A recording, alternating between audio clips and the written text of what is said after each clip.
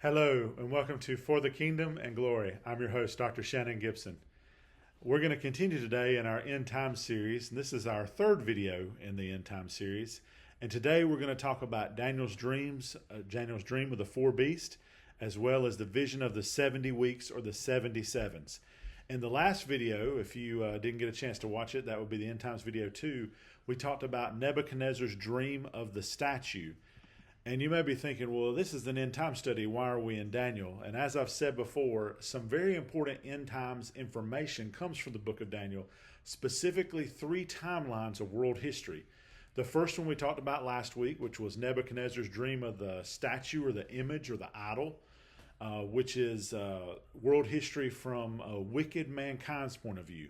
Today we're going to talk about Daniel's dream of the four beasts, which shows world history from God's point of view. He shows Daniel, and then finally the 70 weeks or the 77s are the world history from the point of view of the Jewish nation. And so we're going to jump right in. This is a couple of one really long section of scripture and then one short. And so I want to dive right in to use our time well. So this is Daniel chapter 7, if you would like to follow along. And I'm going to read a few verses and then I'll comment. So in Daniel chapter 7, it says, "In the first year of Belshazzar, king of Babylon, Daniel saw a dream and visions of his head as he lay in his bed. Then he wrote down the dream and told the sum of the matter. Daniel declared, 'I saw in my vision by night, and behold, the four winds of heaven were stirring up the great sea. And four great beasts came up out of the sea, different from one another. The first was like a lion and had eagle's wings. Then I looked, and its wings were plucked off, and it was lifted up from the ground and made to stand on 2 feet like a man, and the mind of a man was given to it. And behold, another beast, a second one, like a bear. It was raised up on one side. It had 3 ribs in its mouth between its teeth, and it was told, Arise, devour much flesh. After this I looked, and behold, another, like a leopard, with 4 wings of a bird on its back. And the beast had 4 heads, and dominion was given to it. And after this I saw in the night visions, and behold, a 4th beast, terrifying and dreadful and exceedingly strong. It had great iron teeth. It devoured and broke in pieces and stamped what was left with its feet. It was different from all the beasts that were before it, and it had 10 horns. I considered the horns, and behold, there came up among them another horn, a little one, before which 3 of the first horns were plucked up by the roots. And behold, in this horn there were eyes like the eyes of a man, and a mouth speaking great things.'" So Daniel sees in this vision, in this dream, he sees these 4 beasts. And he's seeing this, that God is allowing him to show, God is showing him this and allowing Daniel to see these 4 kingdoms. And if you remember back in our Nebuchadnezzar study, Nebuchadnezzar saw an idol or an image, this great statue, and the statue was made of different levels or values of metal: gold, silver, bronze, iron, and then then iron and clay mixed, and the statue became less valuable the farther down you moved the statue.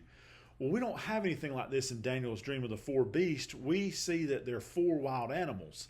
The first 3 are easily identified because it says that it's something like a lion with eagle's wings, and then there's a bear with ribs in its mouth, and then a leopard with 4 wings. So we kind of have an idea what these animals look like. We'll talk about the 4th beast in a moment.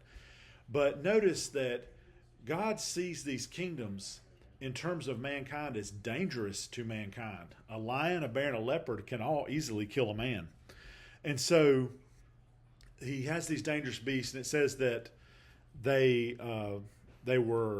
4 winds of heaven were stirring up the great sea. And the great sea is a reference to the Mediterranean. And I think what it's saying here is that these empires are going to be around the Mediterranean world: Southern Europe, Northern Africa, Eastern Asia. And so as we talk, you'll be able to see that this fits perfectly. And oftentimes in the book of Revelation and in the book of Daniel, the sea refers to multitudes or people as well. So while I'm specifically talking about the Mediterranean Sea, anytime in the book of Revelation or end time study when it says something comes up out of the sea, it's usually talking about out of the sea of humanity is what it means. And so we talked about in the statue what these 4 kingdoms were. This is what you call a companion vision. You're not going to get 4 different kingdoms that Nebuchadnezzar saw. It's going to be the same kingdoms, but God identifies them slightly differently. The first one he says is a lion with eagle's wings, and we know from the Nebuchadnezzar's dream of the statue that the head of gold was Babylon, and it's the same here. This lion with eagle's wings is Babylon, and the reason we know that one is because it's first, just like with the statue vision, but secondly, it says that it was a lion and it had eagle's wings, and then it tells us that the wings were plucked and it was lifted up on the ground to stand on 2 feet and given the mind of a man. This is a direct reference to something Daniel witnessed. He witnessed Nebuchadnezzar go insane and then God to restore him to his kingdom. And so this would have been an indication to Daniel that he was looking at the same idea that Nebuchadnezzar saw with the statue. Then the next one, it says a bear with 3 ribs in its mouth. It doesn't tell us much about this kingdom. It just says that it's told to devour much flesh. And so to figure out what this kingdom is, there's several different ways. We talked about last week that the chest of silver was the Medo-Persian Empire, and the belly and thighs of bronze were Alexander's Greece. So the next two, you're going to see that the bear is the Medo-Persian Empire, and that the leopard with 4 wings is Greece. But if you're not sure about what I'm telling you there on that, if you look, the idea that the bear is told to devour much flesh immediately after the lion is telling us what empire comes after Babylon. And we know in history that was the Medo-Persian Empire. But we know from the Bible that several times, Isaiah chapter 13, Isaiah chapter 14, Jeremiah chapter 50 and 51, and also heavily implied in Ezra 1, we have God pronouncing judgment on the Babylonian Empire. And he tells us in 2 different places, in Jeremiah 51:11 and in Jeremiah 51:28, that it was going to be the Medo-Persian Empire that did it. In Jeremiah 51:11, the Lord says, "Sharpen the arrows, fill the quivers. The Lord has aroused the spirit of the kings of the Medes, because his plan is aimed at Babylon to destroy her, for it is the vengeance of the Lord, vengeance for his temple." Babylon had destroyed Israel and taken them away. That's why the book of Daniel exists. He was a captive in Babylon and eventually raised up through the ranks of the court, through their system there.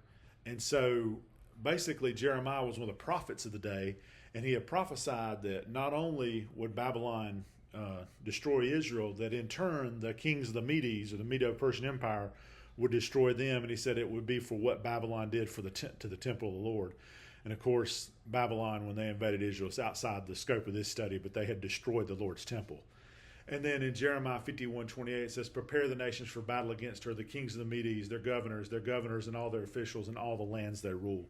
So God had called Persia specifically to destroy Babylon.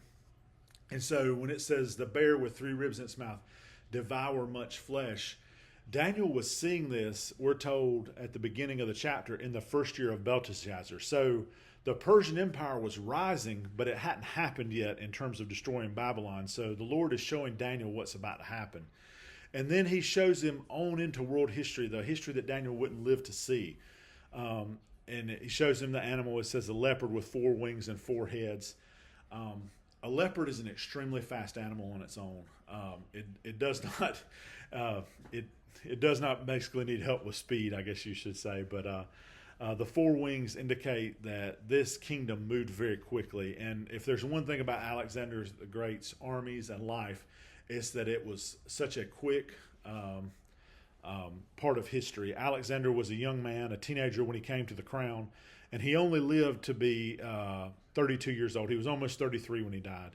But in those few short years of his life, he took the Grecian Empire and spread it, and at that point made the largest empire anyone had ever seen in human history. And so he wasn't just fast, he was like a leopard that was so fast it had wings. And the 4 heads are an indication that when he died, Alexander's throne did not pass to his son, who was an infant at the time. It passed to his 4 generals. And they split it up very quickly. And so all these are indications, and this is, I guess I should pause here and say something about prophecy. A lot of times, and I'll do it in the study, and everybody that does it with the end times at some point or another, they kind of try to guess ahead of time, like who people are or what symbols mean. And that's fun, and it's an interesting thing to do. But really what prophecy is for God to tell us what's coming in the general sense. And then when it happens, we can recognize what has happened. And so the 4-winged leopard with four heads was a clear indication of what Alexander's empire was going to be like. It was going to be, he was going to have a very quick moving military. They conquered everybody in a fast manner. And then when he passed away, and when he died, that his four generals, four heads, so to speak, took over that empire. And so we have those first three animals, and they match the head of gold, the chest of silver, and the belly and thighs of bronze from Nebuchadnezzar's statue. But just like Nebuchadnezzar's statue, everybody kind of can figure out the first three empires. It's the fourth empire that is some controversy. And I realized that the fourth empire was in those first few verses we read, but I'm going to pause for a second. I'm going to get there at the end of this study, but I want to read on the next section of verses and pull all this together. And so Daniel continues to see in his vision. It says, as I looked, thrones were placed, and the Ancient of Days took his seat. I think God is called the Ancient of Days 3 times in the Bible, and I think all 3 times are in this chapter. His clothing was white as snow, and the hair of his head like pure wool. His throne was fiery flames, and its wheels were burning fire. I believe what we're seeing here is Daniel seeing a vision of what happens in Revelation chapter 18 and 19. It says, a stream of fire issued and came out from before him, and 1,000,000 served him. So it says God is sitting here. This Ancient of Days is what they call him. This is the Lord God here. It says 1,000,000 served him. That's 1,000,000 servants around the throne. And it says 10,000 times 10,000 stood before him, the court set in judgment. So he has 1,000,000 personal servants standing at his throne, and 100,000,000 members of his court. And it says, and the books were opened. And I looked, and then because of the sound of the great words that the horn was speaking, remember the horn was part of the fourth beast earlier. It says, and as I looked, the beast was killed, and its body destroyed and given over to be burned with fire. As for the rest of the beasts, their dominion was taken away, but their lives were prolonged for a season and a time. So we see this, Daniel had seen the four beasts rise, and then he sees the court of the Ancient of Days, of God Almighty. And if you, this is a very brief description of the throne here, but it's very similar to what we see in Ezekiel 1 and 2, if you want to look at that, about how God is described. And as I said, he has 1,000,000 servants, 1,000,000, and 100,000,000 in attendance of the court. And what he's doing is he's judging the four beasts. And he takes the first three, and he takes their dominion away, but he lets them live. But it says he slays the 10-horned dragon with I call it a dragon. We're not actually told what the fourth beast is. It's just given a description. It's terrible. So a lot of people will show it and draw it as a dragon, but it's drawn as many things. But I'll just call it a dragon. But he destroys the 10-horned dragon, and I want you to notice that it says 2 times here, because it's going to be very important for later. When he sees the vision of the four beasts, that the 10 horns. It says they plucked up the first 3 horns, and it said it had a mouth speaking great things. And then as God is sitting his court, that horn is still talking. It's still saying all these things. And great things does not mean good. It means blasphemous. So this horn is blaspheming. Then Daniel sees a third part of this vision. It says, I saw in the night visions, and behold, with the clouds of heaven, there came one like the Son of Man. I believe this is a direct reference to Revelation 19. And he came to the Ancient of Days and was presented before him. And to him was given dominion and glory and a kingdom that all peoples and nations and languages should serve him. His dominion is an everlasting dominion which shall not pass away, and his kingdom is one that shall not be destroyed. And then it says, as for me, Daniel, my spirit within me was anxious, and the visions of my head alarmed me. I approached one who stood there and asked him the truth concerning all this. So he told me and made known to me the interpretation of these things. So Daniel sees all this. He sees the 4 great beasts arise. He sees the judgment at the court of the Ancient of Days. He sees the 4th beast killed. And then he sees the Lord Jesus coming in the clouds, and he's given the kingdom. And so he approaches one of the people standing there. I assume it's one of the members of the court, the 100,000,000, so to speak. And it says, I asked him the truth concerning all this. And this is what he says. It says, these 4 great beasts are 4 kings who shall arise out of the earth. But the saints of the Most High shall receive the kingdom and possess the kingdom forever, forever and ever. And so he says, Daniel, relax. He said, the four great beasts, he said there are four kings or kingdoms. And he knows that Daniel had seen access to a previous vision of Nebuchadnezzar. And he said, but listen, Daniel, relax. We win in the end. The saints get the kingdom in the end that never will be destroyed. And then Daniel continues on. And this is what we all kind of do in this chapter. It says, this is what Daniel says, then I desired to know the truth about the fourth beast. And I want to point out several things about the fourth beast. So I've saved it to this point.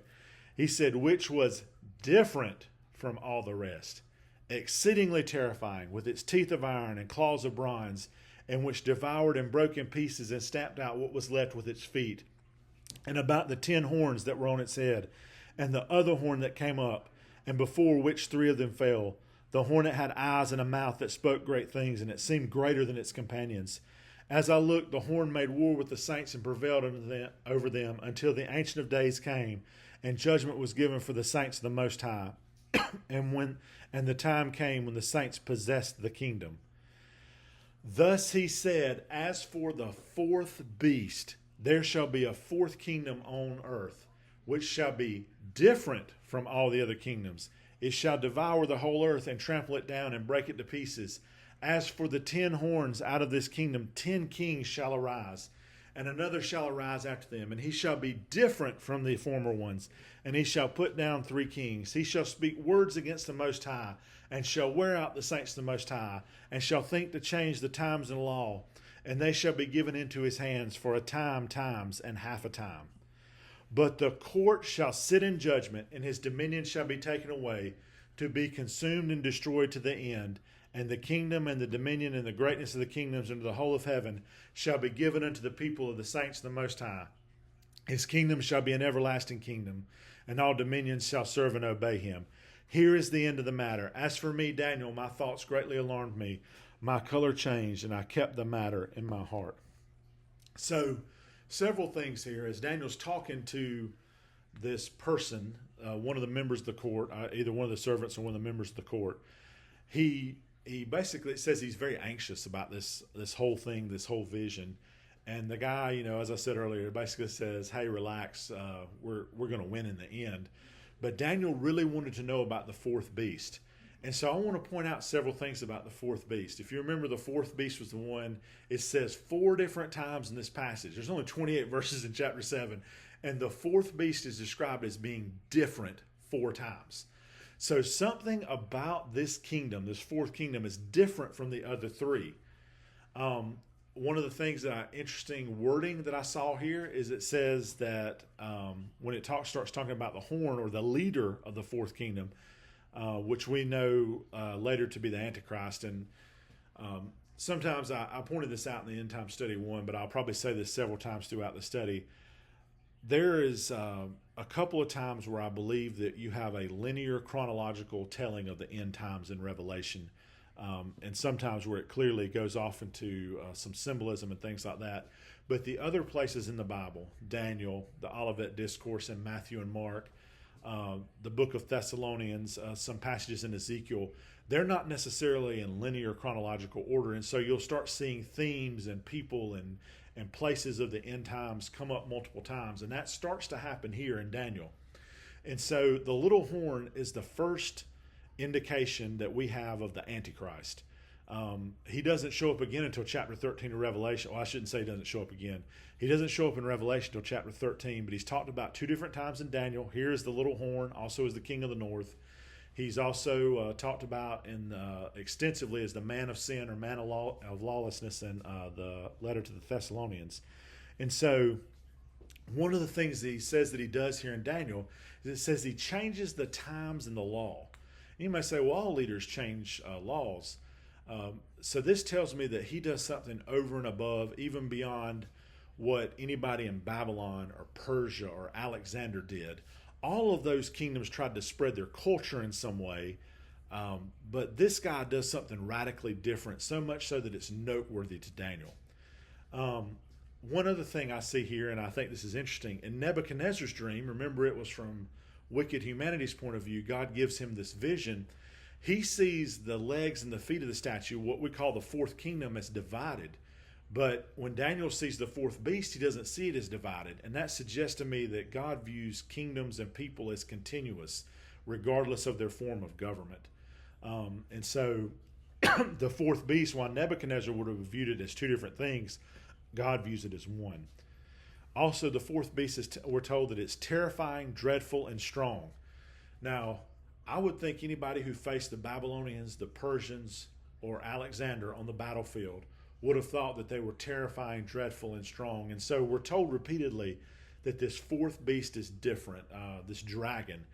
And so something is very different about this, so much so that terrifying, dreadful, and strong applies to it and not the other kingdoms. We're told that it has iron teeth and bronze claws, that it devours the whole earth. If you remember in our last study, the whole earth refers to Alexander's empire, basically part of Europe, part of Africa, part of Asia. It would have been the whole earth from the point of view of the children of Israel at the time, not literally the entire earth landmass, but including the city of Babylon, the city of Jerusalem, some very important places to the Jewish people. And it says this kingdom will trample and break in pieces and stamp what was left with its feet. Now, one thing that was interesting, Nebuchadnezzar initially tried to get everybody to adopt Babylonian ways and customs, and it didn't work well for him. And so the Persians replaced that idea with a more permissive or inclusive empire. And Alexander, although he did also try to spread Greek culture, also had a fairly permissive empire. Basically, if you paid your taxes and lived peaceably, most of the time you're allowed to keep most of your customs. But this kingdom is different. It does not allow that. It says it devours the whole earth, tramples and breaks in pieces, and stomped what was left. And so this kingdom is very, very different. I'm going to talk in a second about which kingdom that most Bible scholars think this is. Before I get that, I do want to address the little horn, because this is one of the first instances we see of the Antichrist. You will see a lot of Bible studies try to describe this character called the Antichrist. He is Satan's attempt to rule the earth through a man. And remember, we said in the very first end time study that God had decreed man would have dominion in the earth, so a man has to rule the earth. And so just like Jesus became a man, he comes back to lay claim to his kingdom. Satan tries to send a man to lay claim to the earth, and that man is named the Antichrist. And so you will see all kind of studies done on this guy and what he will be like, and you'll hear a lot of things that are biblically based and a lot of things that are not biblically based. But one thing that's consistent in every single description of the Antichrist from the Bible is that he speaks great or blasphemous things. Every time a president gets elected, a new world leader gets elected, you'll hear people say, well, I think they're the Antichrist. Somebody will say something like that. But if you ever see them humbling themselves before the Lord, even if you think it's fake, if you see them going into church carrying a Bible in their hand and trying to act like a Christian or in any way like that, they can't be. Because this tells us specifically that the Antichrist is a blasphemer from the word go. He speaks greater blasphemous things. He always has something to say. It says against the Lord, and he's 100% against who they call the saints of the Most High. So he will be against both the Jewish people and against Christians. And so that's two indications of who this guy is when you see him. And then you'll see this phrase, it gets said over and over in Revelation. It'll say a time, times, and half a time for judgment. And what that refers to is the 3.5 years of tribulation. And we'll get into that more in the study in Revelation. It's mentioned here as well as the 70 weeks. So we've now talked about Nebuchadnezzar's vision of the statue, and we've talked about Daniel's visions of the four beasts, and I've told you that they're the same four kingdoms. And, we've already talked about the head of gold and the lion with the eagle's wings are the same. That's Babylon. Chest and arms of silver, and the bear with three ribs in its mouth, the same. It's Persia. Stomach and thighs of bronze, and the four-headed, four-winged leopard was Greece. Our Bible scholars agree on that fairly well. Not everybody agrees with that 100%, but that's pretty much consensus. But if you remember the fourth beast statue, had legs of iron and feet of mixed iron and clay, and then you see this 10-horned dragon that Daniel describes. And so a lot of people immediately say, the vast majority of Bible scholars that have an opinion on this will tell you it was the Roman Empire. And so I'm going to show you some maps here, and you'll see that each of these empires, as they grow, You see the map of Babylon here. It includes Babylon and the city of Jerusalem. I think that's key for these empires. They must include both those places. There's Babylon. Then you have Persia. You can see, looking at both the Mediterranean and the Persian Gulf, that the Persian Empire dwarfs the Babylonian Empire in size and includes a lot of what we'd call not only Iraq and Israel and some of the nations between them, but includes Iran and parts of Afghanistan. Then you see the Empire of Alexander the Great was even larger. It includes sections of Europe that Persia didn't have, as well as even cuts almost all the way into definitely parts of Pakistan and parts of modern-day India. So here's why I don't think that it's Rome. Here is a map of the Roman Empire. This is Rome at its greatest extent in 117 AD under Emperor Trajan. And it only held this much territory for 1 year. If you'll see where it says the word Mesopotamia there, below there to the southeast is where the city of Babylon is. Rome held the city of Babylon for about a year. That's all it held that piece of land for. And as you can see, it certainly didn't hold anything east of there, what is modern-day Iran, Afghanistan, Pakistan, or parts of India.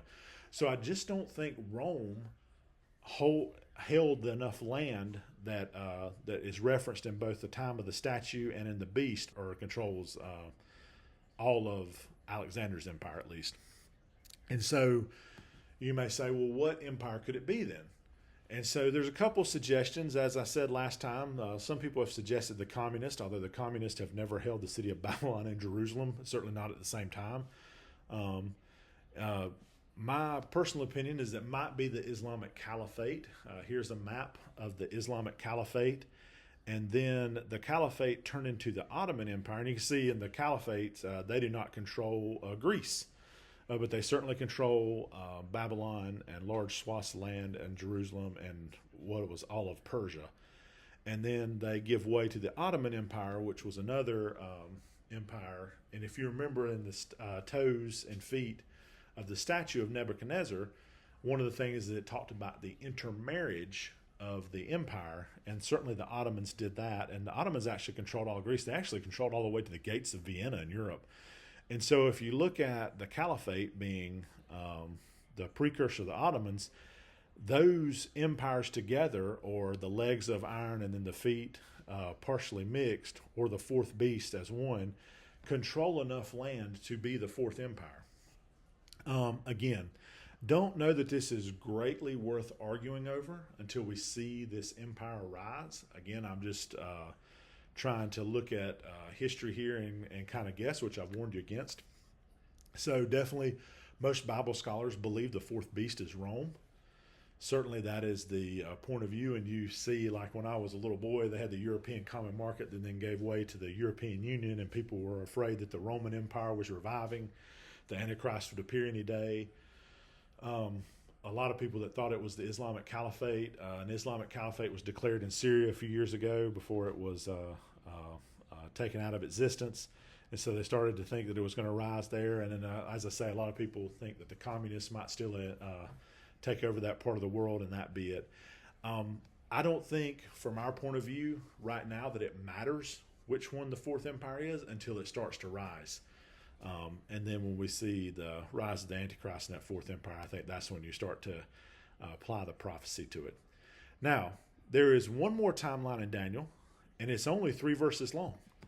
It's the 70 weeks, or the 77s. And this is Daniel chapter 9, verses 24 through 27. And so this is a short section, but it is packed with prophecy and timeline. And this is a little different because in the first timeline of the statue, God gave Nebuchadnezzar the vision from the human point of view. Then he gives Daniel the vision from heaven's point of view. And then Daniel had prayed and asked questions that basically said, well, what's going to happen to my nation, the Jewish people? Because Daniel, at the point that this vision is given, he has been in Jerusalem, and as a teenager was taken captive by the Babylonians. They were promised they would be allowed to return, but now the Babylonian Empire has given way to the Persians. And so Daniel has asked a question, and so God tells him what is to happen to the Jewish nation, or God's chosen people. And so this is what the response is. And this is, even though this is a short section, it is packed with prophecy here. So I'm going to try to break this down for you afterwards. 70 weeks are decreed for your people and your holy city, or 77s, to finish the transgression, to put an end to sin, and to atone for iniquity, to bring in everlasting righteousness, to seal both vision and prophet, and to anoint a most holy place. So he said, Daniel, this is the purpose of these 70 weeks. Know therefore and understand that from the going out of the word to restore and build Jerusalem to the coming of an anointed one, a prince, there shall be 7 weeks. Then for 62 weeks it shall be built, it being Jerusalem, again with squares and moat, but in a troubled time. And after 62 weeks an anointed one shall be cut off and shall have nothing. And the people of the prince who is to come shall destroy the city and the sanctuary. Its end shall come with a flood, and to the end there shall be war. Desolations are decreed, and he shall make a strong covenant with many for 1 week, and for half the week he shall put an end to the sacrificing offering. And on the wing of abominations shall one come who makes desolate, until the decreed end is poured out on the desolator. It's a mouthful, isn't it? So the Lord says, Daniel, there are 70 weeks that are going to be very important for your people and for your holy city. And by Daniel's people, he means the Jewish people. And the holy city means Jerusalem. And he says there's going to be 6 reasons for this. He says to finish transgression, to put an end to sin, and to atone for iniquity. That's the first 3. And as Christians, we tend to use those words interchangeably, transgression, sin, and iniquity, but they don't mean the same thing. Transgression means intentional disobedience. Sin means missing the mark, and iniquity means deeply rooted, premeditated choices. And so God says, whatever your problem is, we're going to end that. And he says it's going to happen in these 70 weeks. It says we're also going to bring in everlasting righteousness, in other words, right action. He says to seal both vision and prophet. In other words, all the prophecies, all the visions that have happened, they're going to finish and be sealed by the end of this time.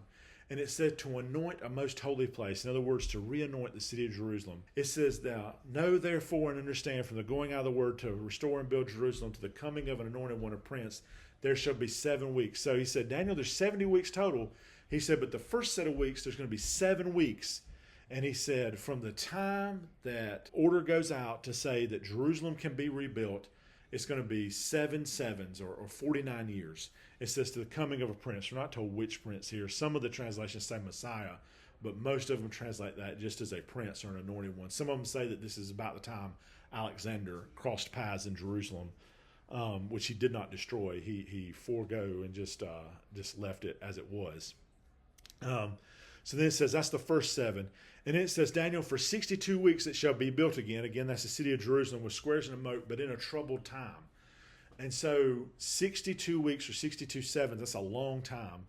And it says Jerusalem's going to be rebuilt. And we know that Jerusalem was continuously rebuilt from the time that Cyrus sent the Jews back into the Persian Empire all the way into the Roman Empire when Titus actually destroyed Jerusalem. And so Jerusalem is continuously built up. But then it says this, it says after the 62 weeks. So there's been 7 weeks, there's been 62 weeks. One of the main problems with this 70 weeks prophecy, if you've ever studied end times prophecy, is that everybody tries to fit these 70 weeks either consecutively or with a small skip. I don't see that it says 70 consecutive weeks anywhere. It says there's going to be 7, and then there's going to be 62, and then there's 1. But notice it says, and after the 62 weeks, an anointed one shall be cut off and have nothing. I believe this is direct reference to Jesus. Jesus was crucified in Jerusalem. He was cut off. He left the city as it was. And I want you to notice something here. It says, shall cut off, have nothing, and the people, the prince who is to come, shall destroy the city and the sanctuary. Now this is interesting because it says these 2 events as if they were side by side, but they were not. Jesus was crucified in the very first of the month of April in 33 AD. The people, the prince who is to come, destroying the city happened on August the 14th, 70 AD. So there's, 36 years, 37 years there between these events. And so in this passage, they're set as they're almost side by side. So this kind of shows you the timelessness of the Lord here, that he's just telling you these events are close together. But notice both after the 62 weeks. And so it's very, very important that we see that the 70 weeks are not consecutive. And then here's where it gets interesting, because people have always wondered, like, well, did the 70 weeks not come true? Was this a missed prophecy? Because if you only had 1 week to go, why didn't it already all happen? But look what it says. And it says, the end will come with a flood, and to the end there shall be war. So that's when the Romans destroyed the city. And then it says, desolations are decreed. Desolations are decreed. In other words, the city of Jerusalem is going to see desolation after desolation. After it's conquered here by the Romans, it eventually gets conquered again by the Caliphate, by the Ottomans, by the British. Eventually the Israelites take back the city, but Jerusalem is destroyed many times, and it says desolations are decreed here. So it says not part of the weeks. And it says, and he, this is the prince who is to come, it's referring back to the prince mentioned before, shall make a strong covenant with many for 1 week, and for half of the week he shall put an end to the sacrifice and offering. And it says, on the wing of abominations shall one comes who makes desolate, and to the decreed end is poured out on the desolator. That's a mouthful. As you may say, well, what's all this talking about, this make a strong covenant? One of the things we're going to see in the book of Revelation, this is a very important part of the timeline. This is the first time we see it here in the Bible, is that the Antichrist, this prince who is to come, makes a 7-year treaty with the nation of Israel. And 3.5 years into it, or midweek, halfway through, he says he puts an end to the sacrifice and offering. And so you're sitting here thinking, well, that's very bold. That just came out of nowhere. But again, all these end times prophecies are interrelated, and you have to study them all to know what they mean. But what's interesting here is that it's telling us that this 70th week is at the end. It's in the time of the Antichrist. But there's also a couple of things implied here that you have to realize it's saying that are going to happen. To put an end to the sacrifice, there has to be a sacrifice going, and to have a sacrifice, there has to be a temple. So this tells us that the end times, the Jewish temple is going to be rebuilt sometimes prior to that. It also tells us that we see that the person who makes the 7-year treaty, if we weren't sure who he was before by his blasphemy and all that, the person who makes the 7-year treaty with the Jewish nation is identifying himself as the Antichrist. And then at the end it says, 3.5 years in, he stops the sacrifice. It says, on the wing of abominations shall come one who makes desolate. What does that mean? Well, simply the abomination of desolation. This is spoken of here in Daniel. It's spoken of again by Jesus. This is something that actually happened twice to the Jewish people. When they first go back and rebuild the second temple, there's a man named Antiochus Epiphanes, or Antiochus IV Epiphanes, who was a Seleucid king. He decided that he did not like the Jewish religion, amongst many things he didn't like. He was brutal in his treatment of the Jewish people, but he put an image of Zeus in the temple and sacrificed a pig on the altar, which is an unclean animal. And it actually started the Maccabean revolt. The holiday of Hanukkah celebrates, it's about the oil in the temple and the lamp not running out is what Hanukkah celebrates. But that happened at the end of the Maccabean revolt. And so this happens, and so that's what the abomination of desolation was. But it happens again at the end with the Antichrist. He goes into this temple, this rebuilt temple, and he puts an image up, and it tells us in Revelation that they made the image live.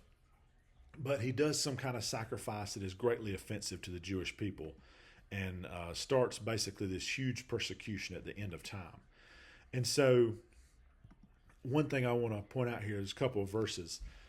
Because there is some argument in the 70 weeks about, well, if Antiochus Epiphanes already did the abomination of desolation, the 70 weeks don't refer to the end.